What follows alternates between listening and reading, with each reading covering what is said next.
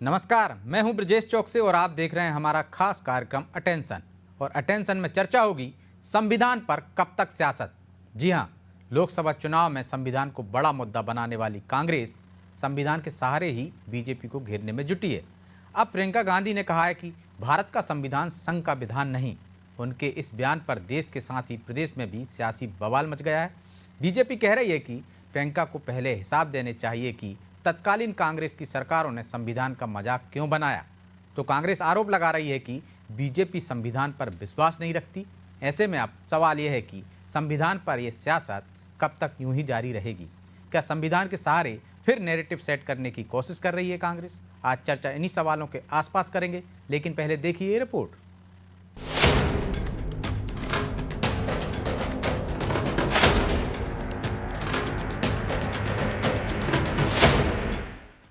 भारत का संविधान संघ का विधान नहीं है।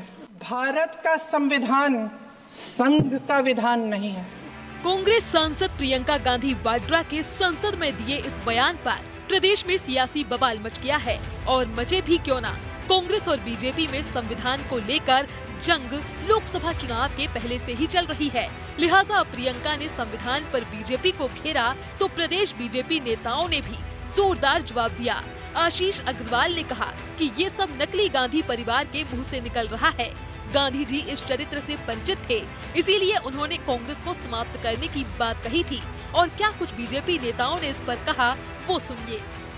प्रियंका गांधी जब संविधान की बात करती हैं तो उन्हें हिसाब देना पड़ेगा किस तरह से कांग्रेस पार्टी द्वारा 100 बार संविधान का मखौल उड़ाते हुए निर्वाचित सरकारों को गिराने का काम किया। अकेले 60 सरकारें तो प्रियंका गांधी की दादी इंदिरा गांधी ने इस देश में गिराई और साथ ही 100 से ज्यादा संविधान संशोधन करे। कांग्रेस के नेताओं ने संविधान निर्माता बाबा साहब अम्बेडकर का किस तरह से अपमान किया, ये भी सभी ने देखा है। संघ एक राष्ट्रवादी संगठन है जो हमेशा राष्ट्र सेवा और समाज सेवा के लिए काम करता है। कांग्रेस पार्टी और प्रियंका गांधी जैसे नेताओं का संघ को प्रमाण पत्र की आवश्यकता नहीं है। अब प्रियंका के बयान पर बीजेपी हमलावर हुई तो कांग्रेस कैसे चुप रह सकती थी। कांग्रेस ने कहा कि नकली तो संघ और बीजेपी है। ये ना गांधी को मानते हैं ना अम्बेडकर को। आजादी की लड़ाई में भी इनका कोई योगदान नहीं। कांग्रेस ने फिर संविधान के सहारे बीजेपी पर कई आरोप लगाए। भाजपा सरकार निरंतर, चाहे वो देश की संसद हो चाहे मध्य प्रदेश की विधानसभा, मूल मुद्दों पर चर्चा नहीं करना चाहती है। एक तरफ संविधान की बात करती है, परंतु देश के प्रथम प्रधानमंत्री का नाम लेने से उन्हें कहीं ना कहीं संकोच है। प्रधानमंत्री के बारे में बात नहीं करेंगे, संविधान की बात करेंगे, परंतु संविधान पर विश्वास नहीं करते। जो देश के संविधान ने लोकतांत्रिक अधिकार प्रत्येक नागरिक को दिए हैं, उसमें वो कहीं ना कहीं भेदभाव करने का काम करते हैं। इन मूल विषयों पर चर्चा से भागने वाली भाजपा को आईना दिखाने का काम माननीय प्रियंका गांधी जी ने किया। इसमें कोई दो राय नहीं कि लोकसभा चुनाव में संविधान का मुद्दा कांग्रेस के लिए मास्टर स्ट्रोक साबित हुआ। वो इस मुद्दे को भुनाने में काफी हद तक कामयाब भी रही। लिहाजा उसकी सीटें भी पिछली बार की तुलना में डबल हो गई। लिहाजा कांग्रेस संविधान के सहारे ही अब आगे बढ़ रही है और शायद उसकी ये कोशिश है कि संविधान के मुद्दे को जिंदा रखा जाए ताकि आने वाले दिनों में उसे इसका और भी फायदा मिले। खैर, संविधान पर तेज होती ये सियासत कहां तक जाएगी, ये भी देखना दिलचस्प होगा। ब्यूरो रिपोर्ट, अनादि टीवी।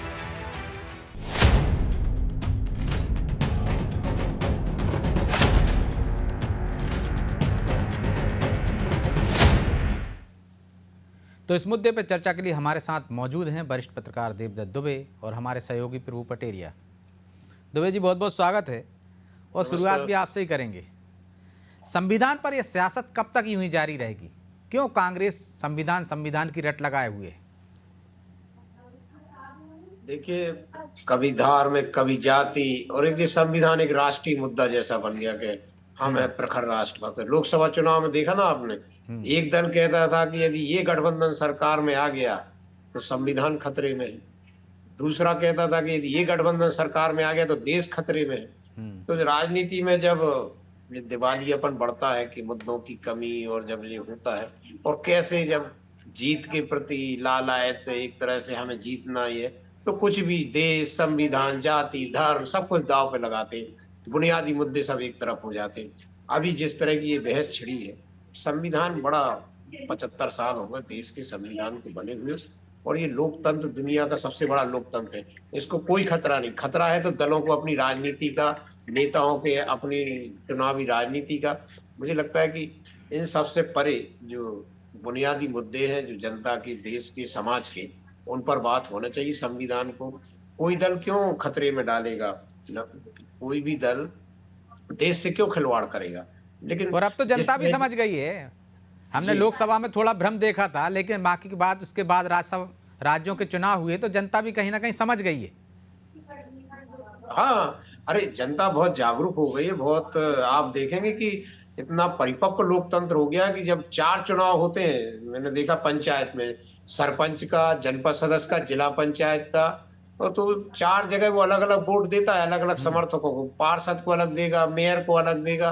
तो वो बड़ा समझदार हो गया जनता के किस बात को, किसको कहाँ लेकिन वोट नेता देना है मान ही नहीं रहे कि ना जनता समझदार हो गई। अरे सब मानते हैं, लेकिन अब वो स्वीकारते नहीं है। लेकिन उनको ये लगता ना कि हम ऐसे ही जीतते रहे, ऐसे ही सरकार में आते रहे तो ऐसे ही फिर आ जाएंगे।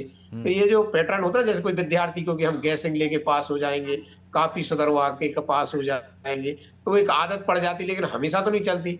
हमेशा तो जो बुनियादी प्रक्रिया है, जो ठोस, जो सत्य रहता है, उसी के आधार पर चलता है। तो ये कुछ दिन की बात और है, जब जनता अब बहुत उसको निर्णायक मोड़ पे आ गई है कि वो कई बार नेताओं को सबक सिखाने के लिए भी, आपने देखा ना कई जगह वो किन्नर को जिता देती है कि आप दोनों कुछ नहीं, हम जिसको चाहे, निर्दलियों को जिता देती है, जिसका कोई न बूथ पे कार्यकर्ता, न कोई संसाधन, न कुछ। तो ये जनता बीच बीच में एहसास कराती है। अब एक दौर ऐसा भी आएगा जब जनता इन सबको सबक सिखाएगी, और एक ऐसा लोकतंत्र में जो लोग बुनियादी मुद्दों पे बात करेंगे वही टिकेंगे, जो जमीनी राजनीति करेंगे, जो जनहित की बात करेंगे, और बाकी जो जिस तरह की बात है, थोक में वोट पाने की जो व्यवस्था करते हैं ना, कि जाति की हल्ला मचा दो, धर्म का हल्ला मचा दो, किसी भी प्रकार का एक मुद्दा पकड़ लिया, इस देश में प्याज पे भी सरकारें बदलवा दी, इतना माहौल बिगाड़ते। लेकिन अब जनता जो जागरूकता बढ़ी, खासकर नई पीढ़ी, वो मुद्दों पे बात करना चाहती है। तो एक दिन आएगा जब सभी मुद्दों पर भी लौटेंगे, जो नहीं लौटेगा वो उसको घर बैठा देगी जनता।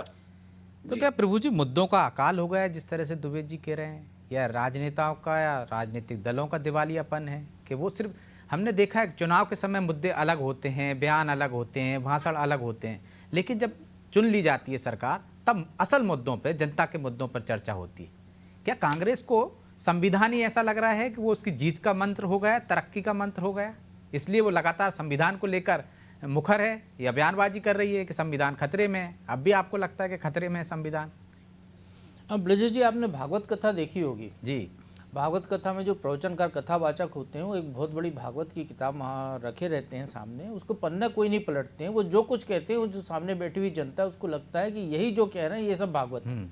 कुछ चीज़ें वो, बहुत सारी चीज़ें उसी की बताते हैं, कुछ चीज़ें अपनी भी जोड़ लेते हैं, कुछ कहानी किससे सुना लेते हैं, कुछ भजन वजन पूजन करा लेते हैं। जनता को लगता है यही भागवत हो रही है।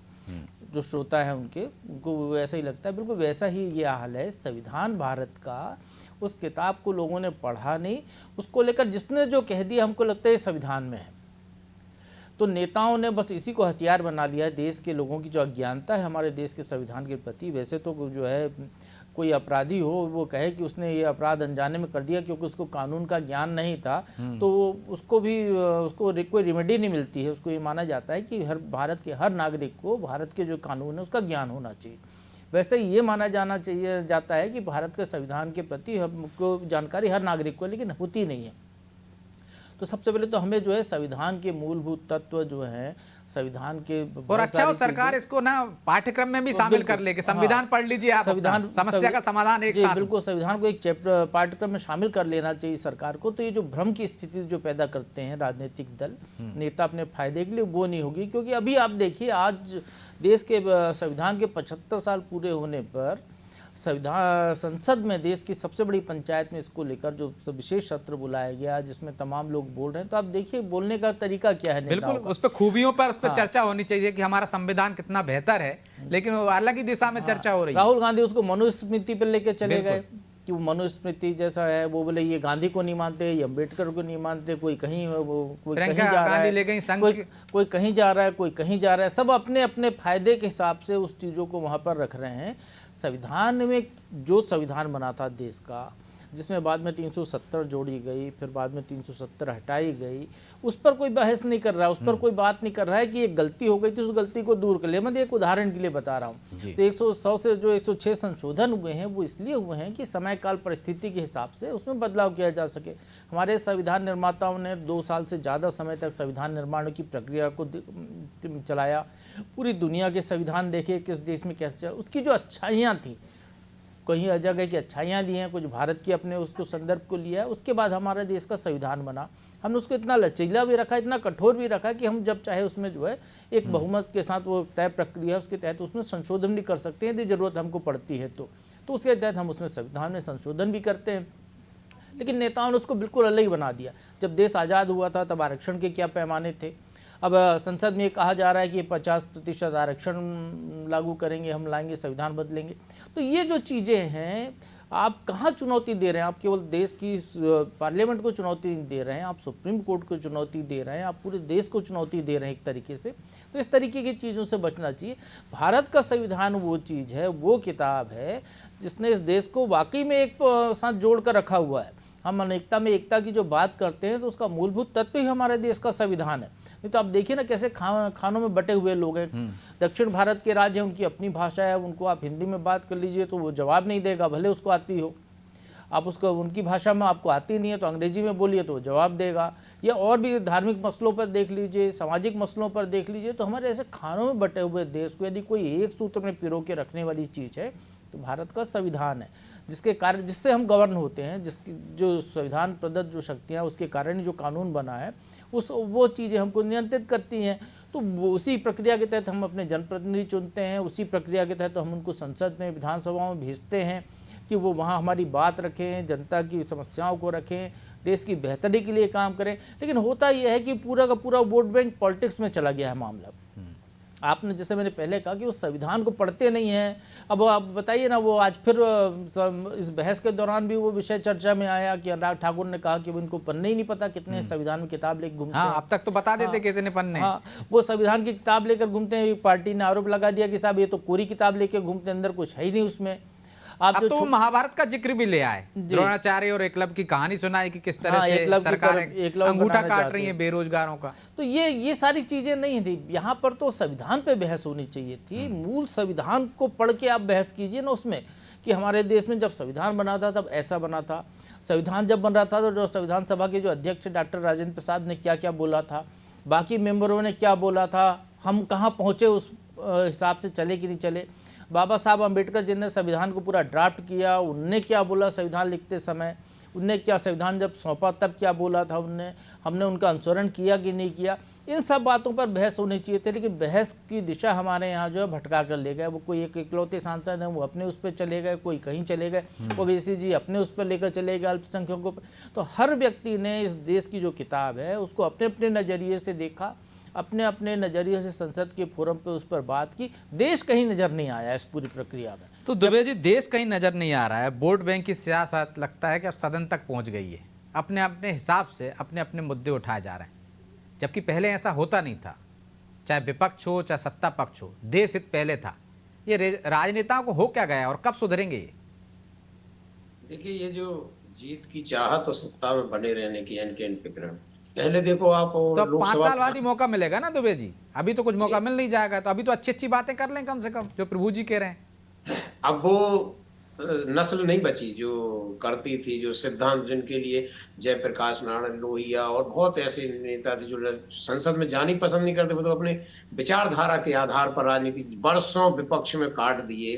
अब की बारी अटल बिहारी 40 साल तक लगाते रहे, जब जाके कहीं पहुंचे, लेकिन कभी इस तरह की बातें नहीं की। उनके लिए सत्ताधारी दल भी कहता था कि वे लोकसभा में आए।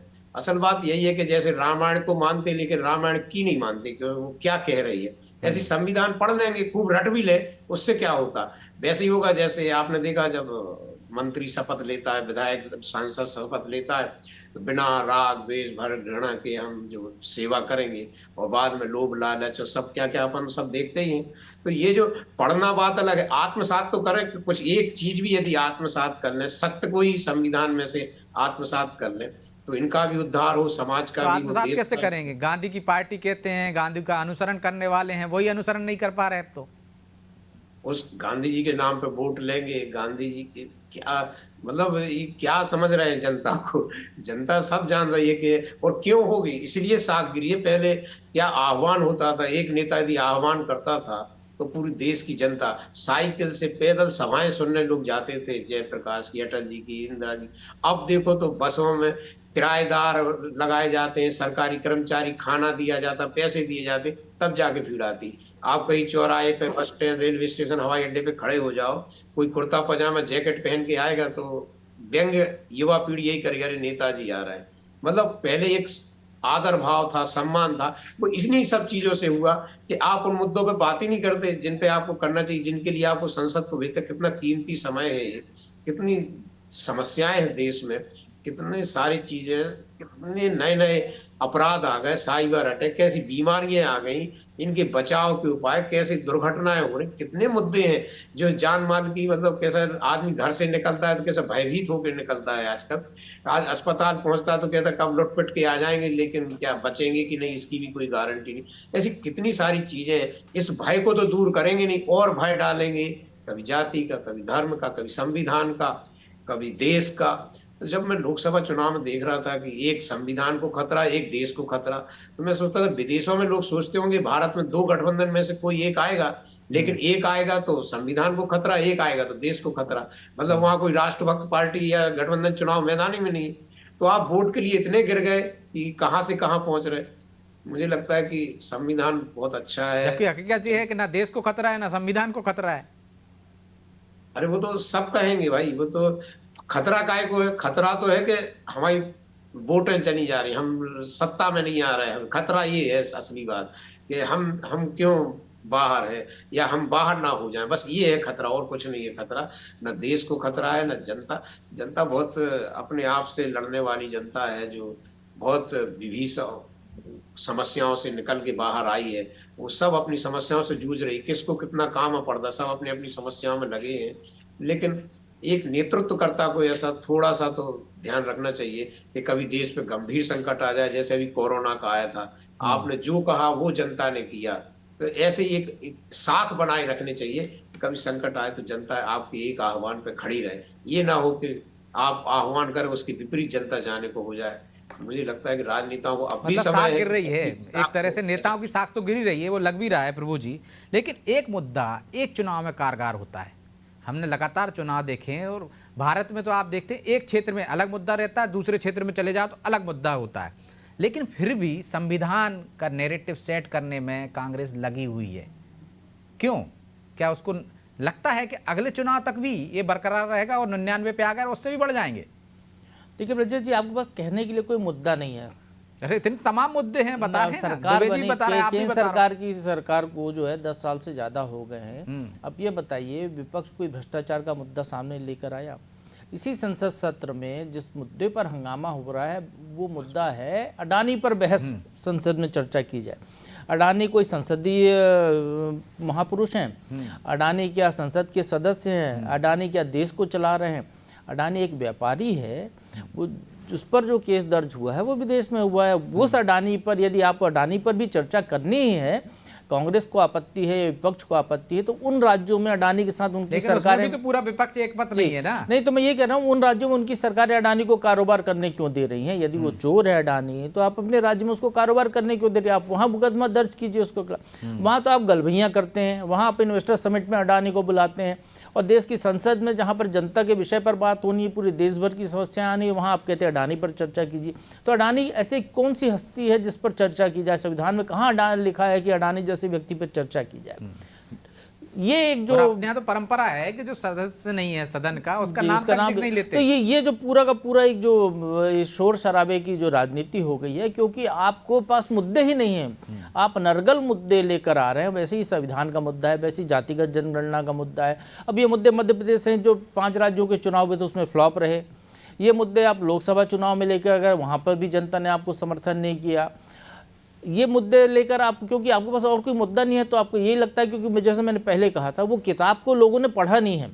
भारत का संविधान एक तो ब्रजेश जी ऐसा है कि वो जो हमारा संविधान की जो भाषा है, अंग्रेजी को बहुत अच्छी आती हो तो अंग्रेजी के उसमें जो है वो लीगल वर्ड्स हैं, बहुत सारे कठिन शब्द हैं, रोमन जैसे जुड़े हुए। हिंदी में यदि आप पढ़ने जाएंगे तो बहुत सारे शब्द ऐसे हैं जो हम आज की जो बोलचाल की भाषा है, जैसे आप रामचरितमानस पढ़ने जाएं वो अवधि में है, उस जमाने की बोलचाल की भाषा में है वो, बिल्कुल। लेकिन आज उसको पढ़ने जाए तो बहुत सारे लोगों को, जो आज की युवा पीढ़ी है, उसको रामायण ही समझ में नहीं आएगी, बहुत सारे शब्द। तो वैसे ही संविधान है, तो उसको हमने लोगों को समझाया नहीं, क्योंकि स्कूल के पाठ में नहीं रखा, कोई इसके लिए अलग से कोई सेमिनार संगोष्ठी नहीं होती है जिसमें उसके बारे में बताया जाए। तो लोगों की जो अज्ञानता है उसको कैश कराने का व्यापार है पूरा का पूरा। तो कोशिश यहाँ पर ये, और इसलिए वो बार बार संविधान की बात को लेकर आते हैं, बार बार उसी बात पर वजन देते हैं।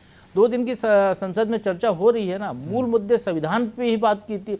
आप ये बताइए संविधान को कहाँ नुकसान पहुंचा? भारत के संविधान में कोई सा भी संशोधन कोई व्यक्ति अपने घर बैठकर नहीं कर सकता, कोई व्यक्ति, कोई राजनीतिक दल अपने अकेले दम पे नहीं कर सकता। उसके लिए बाकायदा नियम बने हुए हैं। संविधान को संसद में जो है एक बहुमत के साथ आना पड़ेगा, दोनों सदनों में बहुमत लाना पड़ेगा आपको। लेकिन अकेले व्यक्ति आपातकाल तो लगा सकता है। अब वो उस समय वो डिक्टेटरशिप जैसा हाल था, अब वो प्रावधान भी हटा दिए गए, वो भी कोई नहीं कर सकता आज चाहे तो हमारा संविधान इतना अच्छा संविधान है। आप उस पर आइए ना, मूल मुद्दों पर आइए, उसके बारे में बात कीजिए। लेकिन उसकी जो अज्ञानता है लोगों में, आम आदमी में, उसको आप कैश कराने के लिए जो है उसको किताब को लेकर चलते हैं। आप ये नहीं बताते इस किताब के फलाने पेज में, ये ढिकाने अनुच्छेद में ये जो लिखा था इसका उल्लंघन हो गया है, वो कोई नहीं बताता है। बस संविधान का उल्लंघन हो गया, संविधान को खत्म कर रहे हैं, संविधान को।